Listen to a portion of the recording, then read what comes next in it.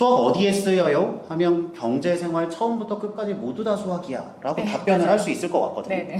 그런 면에서 학생들이 처음으로 수학 혹은 교과 과목이 실제 생활에 의미가 있구나를 체험하는 첫 경험일 수도 있겠다는 생각을 했어요. 네.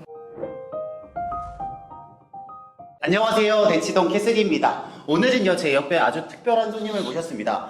그것은 바로 이제 수학의 실생활 학문이자 그것 자체가 기본이 되는 경제교육에 관한 책을 쓰신 저자이자 선생님이십니다. 안녕하세요. 안녕하세요. 말씀드렸지만 간단히 자기소개를 부탁드립니다. 네, 저 서울 양정중학교에서 사회 가르치고 있고 경제 동아리를 오랫동안 했어요. 그래서 그 이야기를 바탕으로 해서 책을 냈는데 거기 이제 수학도 초청을 해주셔서 오게 되었습니다. 이게 목소리 크기가 엄청 날 것 같은데 저는 그래서 마이크를 차지 않았습니다. 네, 이해를 주시고 예, 경력을 보시면 이화여자대학교에서 사회과 교육 학부를 전공하셨고 네. 경제교육 석사를 하셨고 그리고 행동사회경제학 박사과정을 수료하셨어요. 그러니까 네. 어느 순간부터 계속 경제교육 쪽에 관심이 많으셨던 것 같거든요. 네. 그 이유가 무엇이셨나요? 재밌었고요. 아, 뭐가 재밌어요? 그러니까 다른 과목들도 다 그렇지만 경제 같은 경우에 사회 그냥 우리 생활 속에서 있는 게 거의 대부분 다 경제이기 그쵸. 때문에 제가 고등학교 때 경제 고3 때 처음 배웠거든요. 그렇죠. 선택 과목으로. 아닌가요? 아니에요. 네. 어쨌든 고3 때 처음 네, 배우셨죠? 처음 네. 배웠는데 그때 선생님이 너무 재밌게 해주셨어요. 근데 선생님이 재밌으셨군요. 네. 근데 그 선생님이 뭐 지금 생각하는 것처럼 뭐 게임을 한다거나 그런 건 아니었고 고3이니까 이론을 해주셨는데 그래도 그 경제 이론 속에 들어있는 거를 사회 맥락에서 어떻게 적용되는지 이런 게 너무 재밌었어요. 그래서 그때부터 아 저런 걸 나도 해보고 싶다 생각을 했고 또 그래서 사회교육을 가신 거고. 했고 그 안에서도 이제 저희는 정치도 배우고 사회학도 그쵸. 배우고 그러거든요. 근데 경제학을 많이 선택을 했었고요. 그래서 이제 석사를 할 때는 경제 쪽으로 선택을 하게 됐죠. 저는 이분이 진짜 대단하신 게 이렇게 중학교의 선생님이세요. 그래서 그거를 동아리 활동으로 학생들 한 20명과 함께 이렇게 경제 이론을 우리 실생활에 있는 용어로 바꿔서 하는 액티비티를 하신 거예요. 근데 여기까지는 괜찮은데 네. 제가 말씀드린 것처럼 이것을 지금 현재 13년째 네. 하고 계시거든요. 이 13년이 어려운 겁니다, 여러분들. 왜냐하면 이게 취향과 취미가 맞아서 내가 진짜 감동이 되거나 재밌지 않으면 이거 못 하잖아요. 그렇죠. 그래서 그렇게 13년이나 하셨고 그 결과 이렇게 최강의 실험 경제반 아이들과 세계 시민이 된 실험 경제반 아이들이란 두 책을 내셨고요. 이걸로 인해서 이제 교육부 장관상을 타고 그 뒤부터 이제 굉장히 인기가 많아지셔서 지금 여기까지 왔지만 그 중간은 힘드셨을 거라고 생각해요. 처음에 시작했을 때 사람들이 어떠셨나요? 좋아 안 했을 수도 있는데 익숙하지 않으니까. 빨리 어. 이렇게 핵심만 배워서 그쵸. 그게 시험에 나와야 되는데 시험에 나와야 되니까. 네, 근데 지금 이런 과정을 하고 있는 게 뭐 수요 공급 이론을 하나 배운다고 해도 정말 그러니까 사과의 공급자가 되고 그렇죠. 또 수요자가 돼서 그 역할을 다 분담을 했고 그거에 맞춰서 이제 게임을 하면서 알아가는데 그게 한 2시간은 걸리거든요. 그렇죠. 근데 그러면 사실은 5분 만에 그걸 딱 배울 수 있는 거를 오래 하고 있으니까 뭐를 하고 있는 거지? 이게 시험에 어디에 나와요? 어떻게 교과서에 이게 뭐 어디에 있어요? 이런 식의 질문들을 학생들도 했었고 그게 좀 어려웠죠. 그러니까 이게 이제 이론이 형성되어가는 과정을 그 실험을 통해서 알아가는 건데 그래야 이제 체득이 되고 확실히 더 기억이 나는 것 같거든요. 근데 그게 내 처음에는 익숙하지 않아서 좀 아이들도 어색해하고 그랬는데 재밌으니까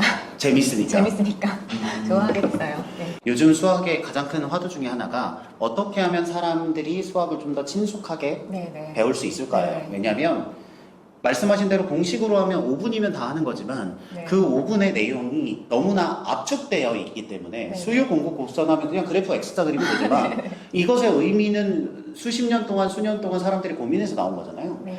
그 의미를 받아들일 수 없으니까 학생들이 너무 이게 수학이 재미가 없는 거예요. 네. 그런 면에서 저는 이 책들이 굉장히 의미가 있다고 생각을 하는 게 수학 어디에 쓰여요? 하면 경제생활 처음부터 끝까지 모두 다 수학이야 라고 네, 답변을 맞아요. 할 수 있을 것 같거든요. 네.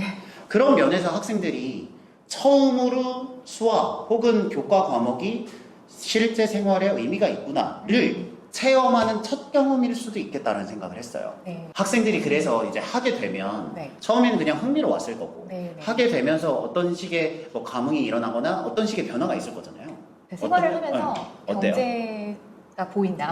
이 보인다. 생활 속에 들어가 있는 경제가 아. 보인다. 이런 얘기들도 있고. 음. 그리고 사실 저는 그러니까 수학도 같이 하잖아요. 근데 그러니까 정말 그러니까 원래 수학을 좋아했던 애들도 있고 그냥 싫어했던 아이들도 그쵸. 있는데 이 문턱이 좀 낮아진 느낌이 들고. 그쵸. 그러니까 뭐 그냥 간식 먹으면서 간식을 한 입 먹었을 때 너의 만족감 이렇게 표시를 해보잖아요. 네. 그러면 그러니까 그거를 그래프로 그리고 네. 그러니까 거기에서 이게 바로 내가 아주 조금 늘렸을 때 양을 한개 만족감이 그쵸. 만족감이 얼마 정도 되는구나 이런 식으로 그러니까 이게 바로 미분의 개념이구나 이게 연결이 되는 거잖아요. 그래서 그런 면에서 아이들이 재밌어 하죠. 수학도 좋아하게 돼요. 네. 이게 저는 들으면서 네네. 실은 수학 쪽에서는 그 처음에 경험을 무엇으로 할 것인가에서 가장 많이 거론되는 게 실은 수학 동화예요. 네, 네. 그러니까 비슷한 컨셉인 거죠. 네. 학생들이 동화는 읽으면서 그 문학 안에서 수학을 녹여서 체득이 되기를 바라는 의도에서 만든 거거든요. 네, 네. 근데 저는 그래서 이게 초등학생들이 수학을 처음 접할 때 굉장히 좋은 도구다라고 생각을 했어요. 수학 동화 이야기를 들었을 때. 근데 이 책을 읽으면서 저는 무슨 생각을 했냐면 이게 어쩌면 더 와닿을 수도 있겠다라고 생각을 했어요. 왜냐하면 동화는 기본적으로 픽션이잖아요. 네. 이게 좋다 나쁘다가 아닙니다. 이게 픽션인데 경제는 현실이잖아요. 네. 그러니까 어쩌면 어떤 학생들에게는 현실의 이벤트를 가지고 수학을 설명하는 게 좀 더 와닿지 않을까라는 생각을 해보게 됐어요. 네. 요즘에 또 환율도 엄청 그렇죠. 올랐잖아요. 그렇죠.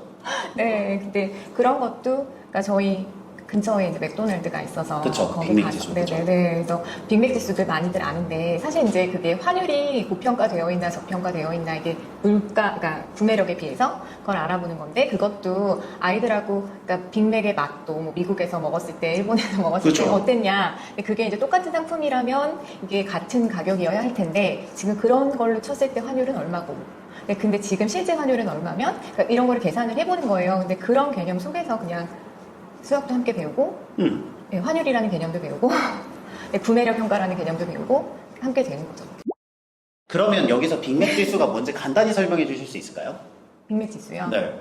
그러니까 우리나라나 일본이나 미국이나 다 빅맥은 많이 먹죠. 동일한 상품이라고 생각할 때 동일한 상품이 동일한 가치로 팔려야 된다고 생각을 하는 거예요. 그래서 우리나라에 만약에 빅맥이 4,000원인데 미국에서 4달러다.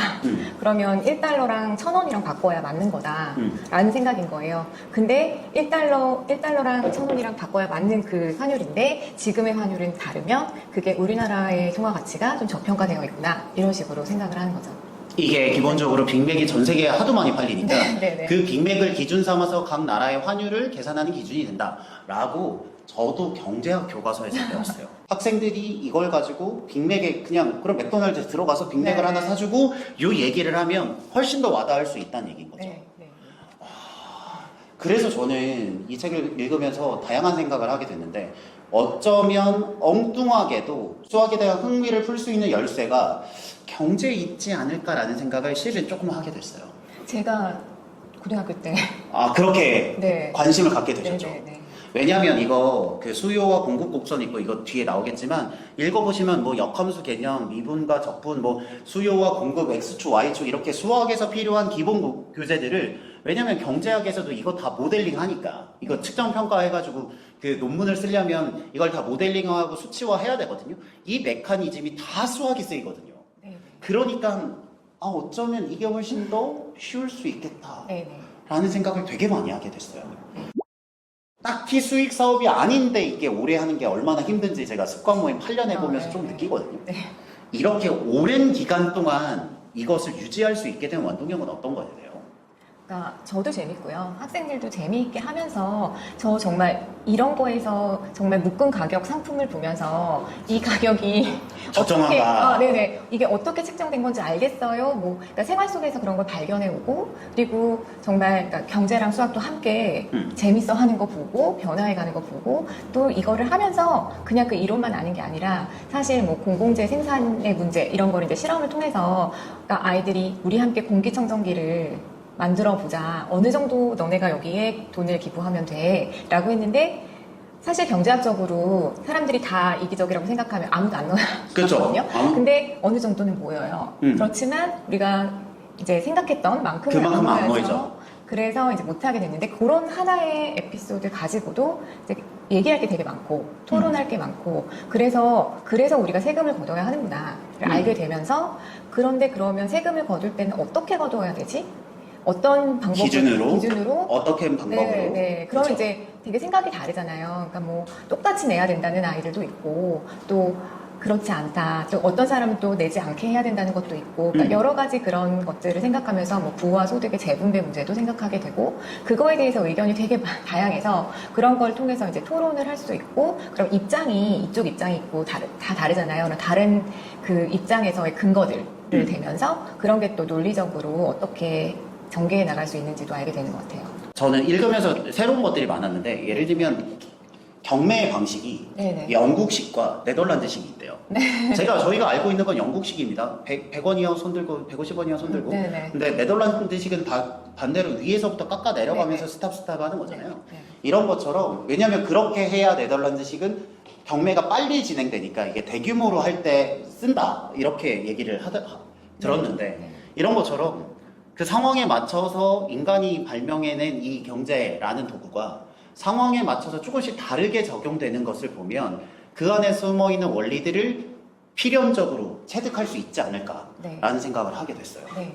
학생들은 어떨 때 제일 재밌어 하나요? 그러니까 여기 지금 제가 했던 거는 외환위기 왔었던 상황도 연극으로 했었는데 되게 몰입을 해요. 거기 뭐 정말 본인이 IMF의 사람이 된 것처럼 이러면 어떻게 우리 이 구조를 하려면 어떻게 해야 됩니다. 뭐 사실 이름은 다 바꿔놨는데 책에는 그러니까 뭐 공공경제원이 없잖아요. 근데 이제 기재부라고 생각을 하고 뭐 해라라고 하면 또 한국은행 그러니까 그런 식으로 역할을 맡아서 어떻게 우리가 이거를 해결할 수 있을까를 사실 자기 문제로 생각을 하게 되거든요. 그 역할을 부여하고. 그렇죠. 역할을 부여하게 되면 뭐 IMF 총재 한 명, 뭐 한국은행 총재 한 명, 막 이렇게 해가지고 외환위기가 터졌을 때 어떻게 대응할래? 라는 역할극을 주면 몰입을 한다는 거죠. 네. 그러고 그거를 위해서 정말 그러니까 찾아봐야 되잖아요. 이론도. 그렇죠. 그래서 그렇게 하면서 더 알게 되는 것 같아요. 근데 사실 경제 정책을 냈을 때 그게 하나만 움직여지는 게 아니잖아요. 근데 그런 것들을 함께 고려할 수 있게 되는 것 같고.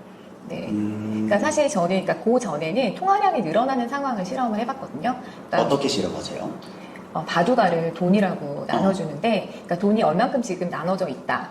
그래서 그걸 가지고 너네들이 사고 싶은 물품들을 이제 적어보게 해서 칠판에 이렇게 물품 프로미를 만들어요. 그리고 실제로 저는 이제 뭐 간식들을 가지고 가서 이게 그거다, 뭐 자동차, 옷, 뭐 다 들어있는 물품이다라고 해서 그걸 판매를 하는데 경매로 팔거든요. 근데 그러면 이제 돈의 양을 바둑알을 많이 뿌리게 될수록 이제 물가가 그쵸. 치솟는 거죠. 왜냐면 같은 물건을 사는데 필요한 돈의 바둑알의 개수가 늘어나니까 통화량이 늘어나는 거랑 똑같은 개념인 거죠. 네네. 그래서 통화량이 이렇게 늘어났을 때 어떻게 되는지. 그러니까 처음에는 가서 제가 대통령인 척하고 이렇게 뭐 돈을 1억 원씩 드릴게요라고 했을 때는 이제 환호를 하는데 나중에 이런 거를 물가가 이렇게 치솟는 걸 보고 사실 막 몇억 원이 있어도 못 사는구나 이렇게 되면 문제가 있다고 생각하고 그러니까 그런 거를 가지고 가서 금리가 이제 올리면 통화량이 줄어들 수 있는 거 또 한국은행에서 채권을 팔면 그게 통화량이 줄어들 수 있는 거 이런 거를 개념으로 알게 되는 것 같아요.